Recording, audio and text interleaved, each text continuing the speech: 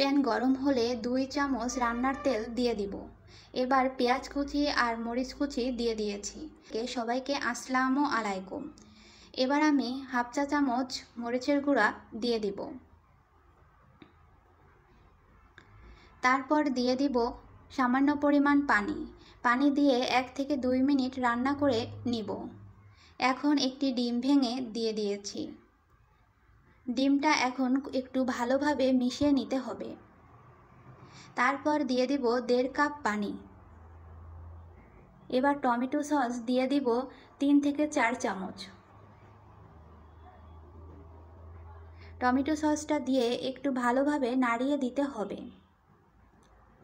তারপর দিয়ে দিব 4 প্যাকেট ম্যাগি নুডলস। একটু মিশিয়ে নিতে হবে।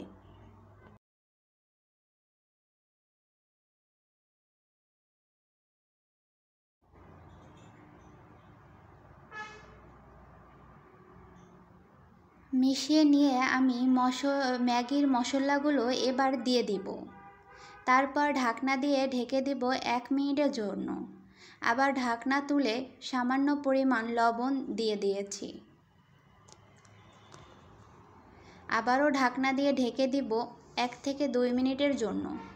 ঢাকনা তুলে মিশিয়ে নিয়েছি। এবার গরম গরম পরিবেশন করার পালা।